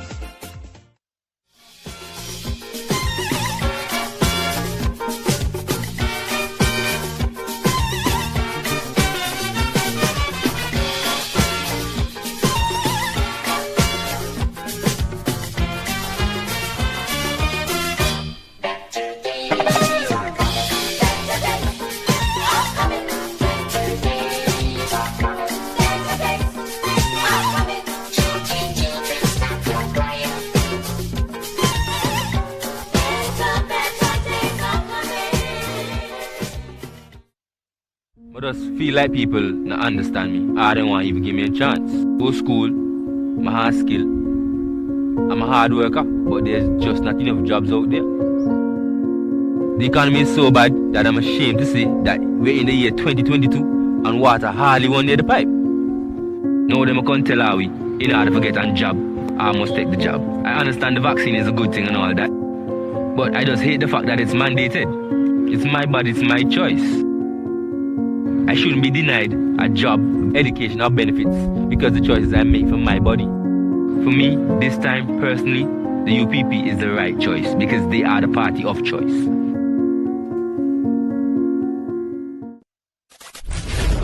Are you ready? Are you ready? Beautiful people, are you ready to get off your feet and release that blue energy? We'll move to the front of the class and throw your hands up in the air for The Right Rhythm. The Right Rhythm, a weekly musical experience featuring Antigua and Barbuda's top DJs. 2 hours of musical entertainment every Friday night from 8 p.m. on UPP, YouTube TV, and streamed live on all media platforms, as well as Progressive 107.3 FM. It's The Right Rhythm, brought to you by the United Progressive Party. The right choice. It's time to join the family at the People's Cooperative Credit Union Limited. We offer savings accounts, deposits, fixed deposits, loans, among other related services. You can even become a shareholder by purchasing a minimum of 50 shares at $5 per share. Membership is super easy and convenient. Just visit our newly opened credit union building on Upper Newgate Street, Monday to Fridays, 8:30 a.m. to 2 p.m. with proof of ID and address, along with $15 to cover registration and passbook. And you'll be set and on your way. For further information, call 462-8888 or 727-2285. People's Cooperative Credit Union Limited. Today, tomorrow, together. Extra, extra! Come hear all about it! It's 3 for 1 Thursday, and we're marching to victory with a UPP! Yes, you heard me right. The United Progressive Party Redemption Train will be coming to the Radio Range playing field on Thursday, 10th March, for its drive-in socially distanced political rally. Come hear our featured candidates, Sister Gladys Potter, St. John's Rural South, Brother Jonathan Joseph, St. Mary's North, and Brother Franz DeFreitas from St. John's City South as they expound on their agendas for the development of their constituencies. 3 for 1 Thursday. On Thursday, 10th March, the United Progressive Party political drive-in, socially distanced political rally heads to the Radio Range playing field. Gates open at 6 p.m. with musical juggling, and the rally starts at 7:30 p.m. We're marching to victory with the United Progressive Party. The right choice.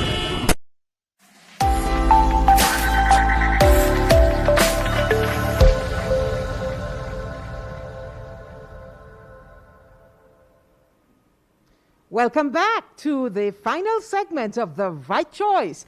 And we are speaking to two of the finest gentlemen in the country of Antigua and Barbuda. Brother Alistair Thomas, he is the standard bearer for St. John's City West, and Brother Sean Bird, he's the standard bearer for St. John's Rural East. Now, we put out some questions to you, the audience, about our 5th anniversary trivia. We have not gotten any correct answers as yet. So as we are winding down the program, I'm going to give you the answers. Who are the guests for next week's episode, and what constituencies do they represent? And the response, Sister Pearl Quinn Williams, St. John's Rural North, and Dr. Cleon Athil, St. Paul's. Those are our guests for next week's program. That will be our 6th episode. And who were the guests for the episodes 1 to 4? And the constituencies they represent: Sister Gladys Potter, St. John's Rural South; Tevon, Peter Ed's Harriet, St. Peter; Algernon Serpent Watts, St. George; Sheffield Bowen, St. Philip South; Jonathan Joseph, St. Mary's North; Anthony Smith Jr., All Saints West; and of course last week we had our political leader, Brother Harold Lovell, St. John's City East. And we're going to have other trivia questions next week, so please make sure you follow us, make sure you are on the up and up so that you can answer and win these special prizes that we have here for you. Now, gentlemen, we are winding down the discussion without going into too much details, because we know that we have a lot of coggers and a lot of plagiarists around. What are some of the policies and programs which will demonstrate that you are the right choice for Rural East, City West, and for Antigua and Barbuda? So let's look more national now. Talk about some of what you... First, why we're the right choice? If you look at the achievement, the accomplishment of the United Progressive Party over the years, all the social programs.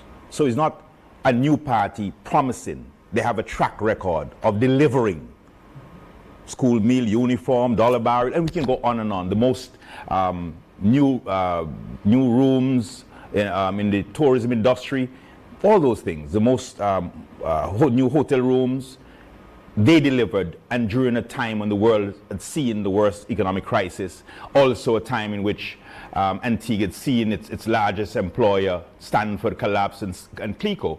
Yet, the deliverables, they delivered to the point where today, the CABI programs, the senior citizen programs, they're still benefiting today.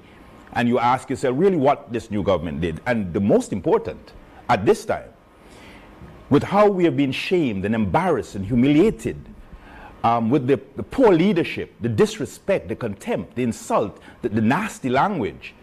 When you think of what the Antigua and Barbuda citizens and residents are being presented with as far as leadership, I know my Caribbean brothers in Barbados, in Dominica, in Trinidad, they can't wait for Brother Harold Lovell to be the Prime Minister, because the one that we have has shamed us, have cursed everybody, have abused everybody, name it. We have a leader that has shown that he's compassionate, he's caring, and he was a part of a team that has delivered. For me, I want to assure the people of St. John City West, the shame, the disgrace, the neglect of self-enrichment for family, for sons, and boast about sons, while the members of the constituency are suffering. I can assure them that I will not be looking, I will never look with my team for self-enrichment for ourselves. The people will come first, because we love the people. We care about the people, and it's been my life. You look at every aspect. I've been giving in every which way, even since this COVID. Our team has delivered more caring packages across the country, all 16, being out of power. And when you look at most of us, our commitment in life has been giving to the society. So I can assure the people, I am by far the right choice and the only choice, because they've had a representative who have held all the power that could change their lives, could make their lives better, could create more could create jobs, could create opportunities. And when you look, all those areas is nothing but failure. And most important, we have the leader, we have the team that is respectful, caring, have the ideas, have a track record of deliverables. That's the most important. We're not coming saying we promise to do. We have done the most construction in a short period in the global crisis, the most hotel rooms, name them. Those were deliverables. So that I say that with the new programs that we have, with a leader who is respectful, who is statesman, we are not only the right choice, we're the only choice. And for City West, I assure the people that they're now divided. They have seen that all that I've demonstrated over the years is bringing the people together. I will unite the people of City West, and I'll create the opportunities and possibilities that they were being deprived over the years for personal benefit and enrichment of those who represent them. No, I would not be focusing on my enrichment. I'll be focusing on creative enrichment for all the constituents, and create the possibilities and the opportunities for them to grow and to live a life and a quality of life deserving of a modern people, and to transform the entire constituency, that it begin to be a model and have the appearance in drains, in every aspect, and in the facilities that they long deserve and have been neglected. Wow. Oh, what about you, Brother Shaw? Well, I believe that there is no doubt that as a people-first government, we intend to improve and upon the foundation that was laid by those that have gone before us with the social programs. And you can look at all and see the accomplishments of the United Progressive Party over the years. So we have the foundation, and therefore we are called at this time once again to improve upon what has been there. But the thing that also that people are driven by is hope. And the hope is that they can better their lives. When you look around and you see what is happening, there's a lot of discouragement, as everybody knows. And I think that what has happened is that people are looking for a new vision. We here in the United Progressive Party intend to bring that vision, not just through words, but to bring it into action. You have to give the political leader, Brother Harold Lovell, some credit for bringing a dynamic young team together, a diverse team, and bringing them together. He has to get some credit for that, because he went out and recognized what the people were asking for, and therefore we are going to deliver. We are held to a higher standard simply because of what is there now, and so therefore leadership matters. And if leadership matters and the people begin to look at the resume of those that are brought before you right now, you can make a comparison, because remember, the comparison is with service. And therefore, looking at the resumes, you will see service and commitment. I think there is no doubt that people's first priority is jobs. And therefore, we have to deliver jobs. It's no guessing. The idea that because there's a COVID pandemic, people don't want to hear those excuses. What they're hearing is that you said you can do it, so get it done. We recognize that that is what we need to do. So we don't intend to make any excuses, but to deliver. And we're working very hard now.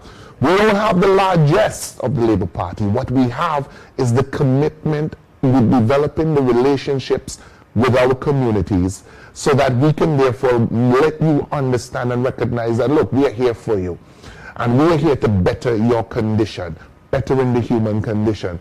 It's not by chance that we are called, but it's by purpose. And the purpose is to take Antigua from where it was and to take it where it needs to be. And therefore, that is going to take a lot of vision. It's going to take a lot of energy. It's going to take a lot of commitment. It's going to take service. And most of all, it's going to bring what you're not getting now, and that's humility. And that is something that is key, because if there is humility, then we will begin to understand that there is empathy. And in that empathy, we will understand exactly where you are and where we need to take you. We intend to transform the different areas of our society. We understand what people want. People look at their televisions. They see how people live. Social media. It brings everything home. So you can't hide behind words. They're going to say, look, we all talk this, but look, this is what is happening. So what we understand what needs to be done. Now, we also understand that there is a microwave society. So therefore, we understand that we have to rebuild what is broken. And to rebuild what is broken is not going to come by happenstance, but it's going to come with the necessary vision, understanding, expertise, and purpose to bring it to fruition. Wow, wow, wow. You gentlemen, you're blowing me away. I mean, all the hairs on my hand standing up right now, you're speaking power, truth to power. Yes. Now, I want to just give a few of these comments that we're getting on the Facebook platform. Somebody says, let's press the reset button and put the people of Antigua and Barbuda first. Somebody else says, UPP, very innovative team. Can't wait for Friday. I think somebody is excited about the right rhythm. That's coming up on Friday. The first one was last week, and it sell off. It sell off. Somebody else says, tell them, Daddy. Oh, that looks like his daughter. Brother Alyssa Thomas, she says, tell them, Daddy. And another person says, Antigua and Barbuda's reputation is under attack, and the ratings of our leadership are very poor leadership. And the ratings is very poor. Leadership matters. Somebody else says, good stuff, Alyssa. UPP, the right choice. Vote for the right choice candidate in all the constituencies. And then somebody else says, Brother Alyssa Thomas, if I was living in Poynton Villa, you would have gotten my vote. Where was this man hiding? Where was Brother Alyssa Thomas hiding? This man is what we needed so long. And very, very complimentary about your leadership. Encourage all your friends, family, and strangers to vote for Brother Sean. Sean is the right choice for rural East. Please, Mr. Alyssa, you need to engage the young people the most. Sister Jackie, I need a new UPP mask. You'll get one. You have to answer the trivia question, okay? All right.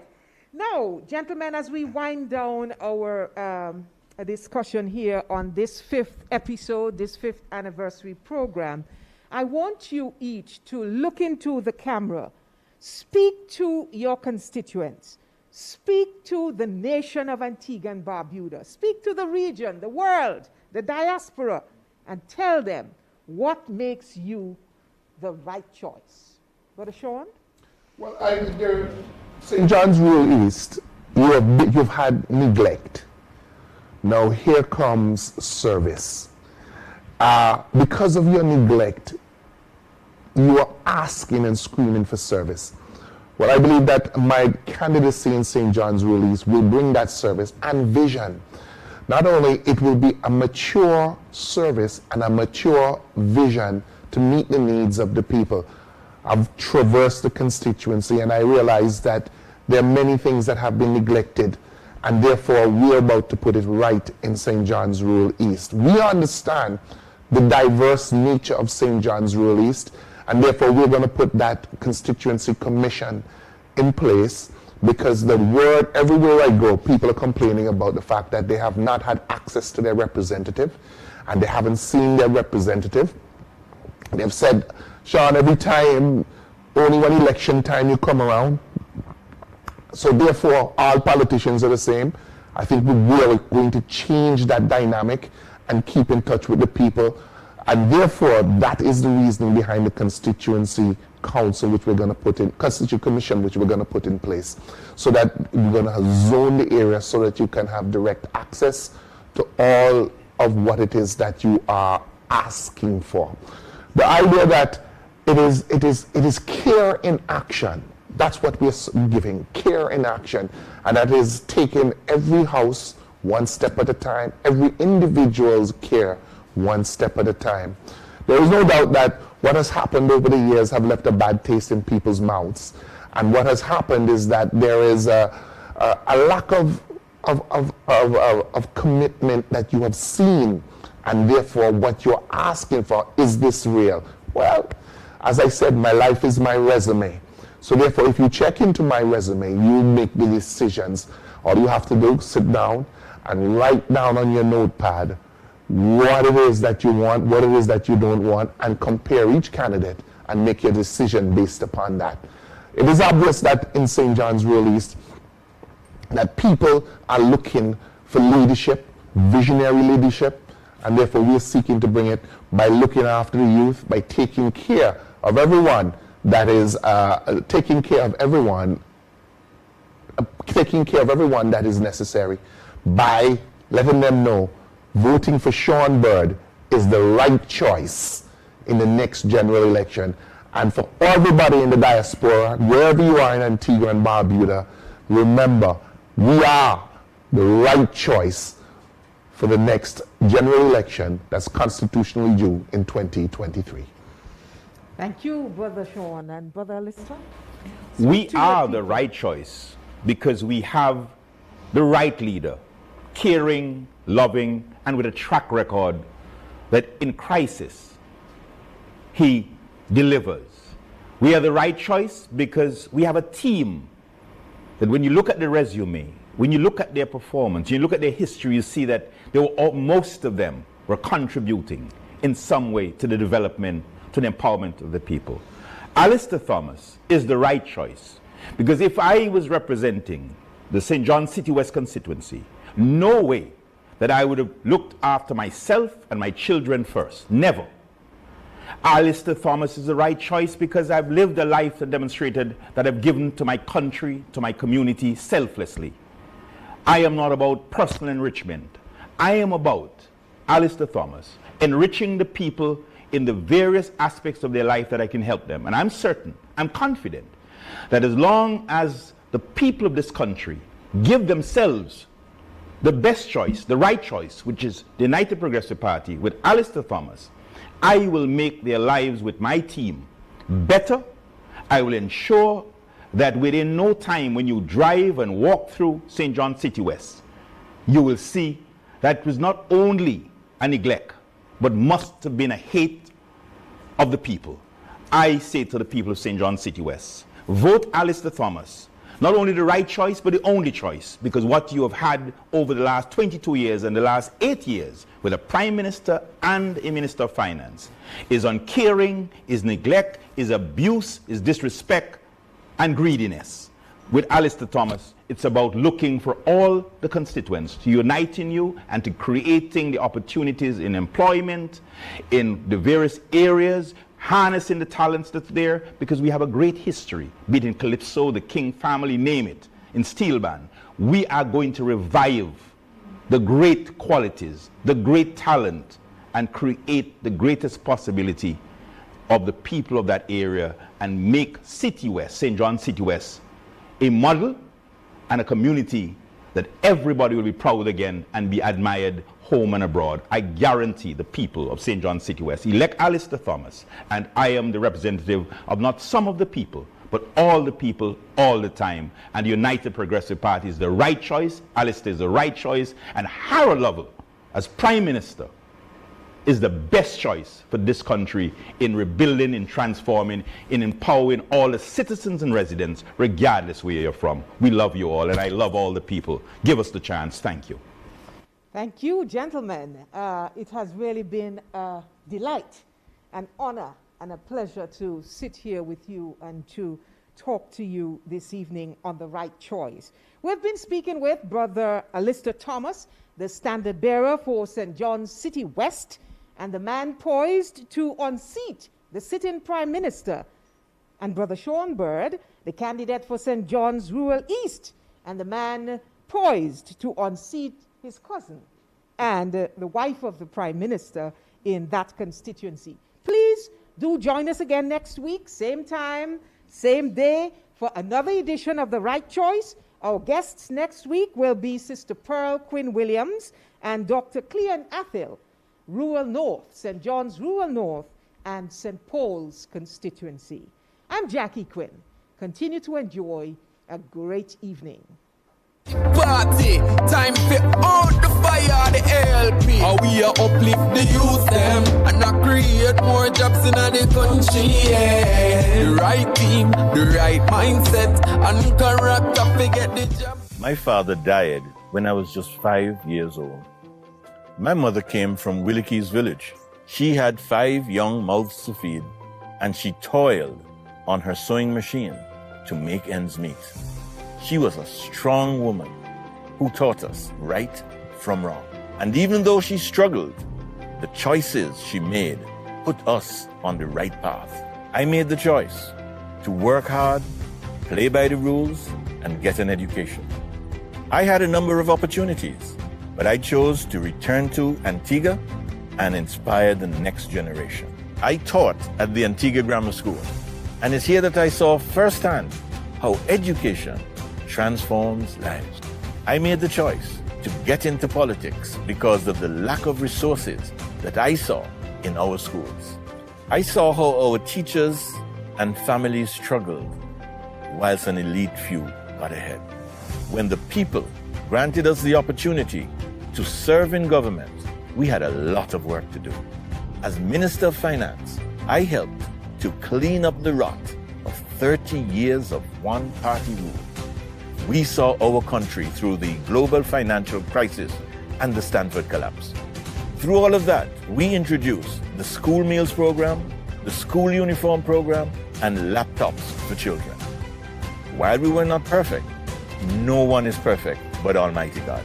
We worked day in and day out to defend the nation and put people first.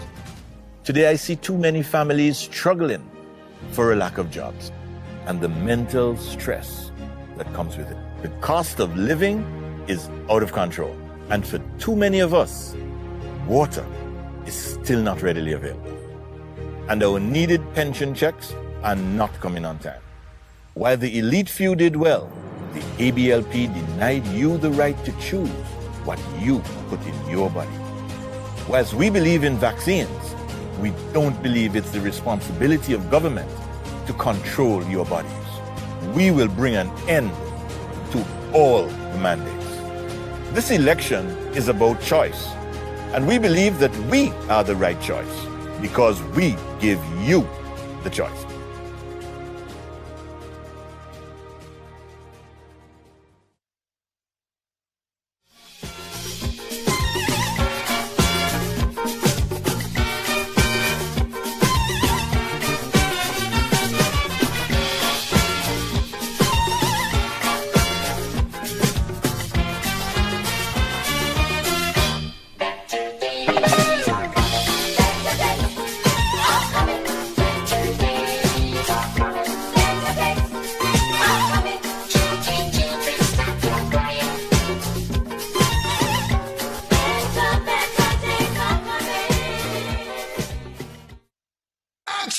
Extra! Come hear all about it! It's 3 for 1 Thursday, and we're marching to victory with the UPP! Yes, you heard me right. The United Progressive Party Redemption Train will be coming to the Radio Range playing field on Thursday, 10th March, for its drive-in, socially distanced political rally. Come hear our featured candidates, Sister Gladys Potter, St. John's Rural South, Brother Jonathan Joseph, St. Mary's North, and Brother Franz DeFreitas from St. John's City South as they expound on their agendas for the development of their constituencies. 3 for 1 Thursday On Thursday, 10th March, the United Progressive Party political drive-in, socially distanced political rally heads to the Radio Rage playing field. Gates open at 6 p.m. with musical juggling, and the rally starts at 7:30 p.m. We're marching to victory with the United Progressive Party. The right choice. Are you ready? Are you ready? Beautiful people, are you ready to get off your feet and release that blue energy? We'll move to the front of the class and throw your hands up in the air for The Right Rhythm. The Right Rhythm, a weekly musical experience featuring Antigua and Barbuda's top DJs. 2 hours of musical entertainment every Friday night from 8 p.m. on UPP, YouTube TV, and streamed live on all media platforms, as well as Progressive 107.3 FM. It's The Right Rhythm, brought to you by the United Progressive Party. The right choice. It's time to join the family at the People's Cooperative Credit Union Limited. We offer savings accounts, deposits, fixed deposits, loans, among other related services. You can even become a shareholder by purchasing a minimum of 50 shares at $5 per share. Membership is super easy and convenient. Just visit our newly opened credit union building on Upper Newgate Street, Monday to Fridays, 8:30 a.m. to 2 p.m. with proof of ID and address, along with $15 to cover registration and passbook. And you'll be set and on your way. For further information, call 462-8888 or 727-2285. People's Cooperative Credit Union Limited. Today, tomorrow, together. We have made it abundantly clear that no one, absolutely no one in our country will be vaccinated if they do not wish to be. We uphold that right and respect it. You hear lie? That is lie. Lie? You hear lie? We come and vote them out. We come and vote them out. We come and vote them out. We come and vote them out. We gonna vote them out. We come and vote them out. We come and vote them out. We come and vote them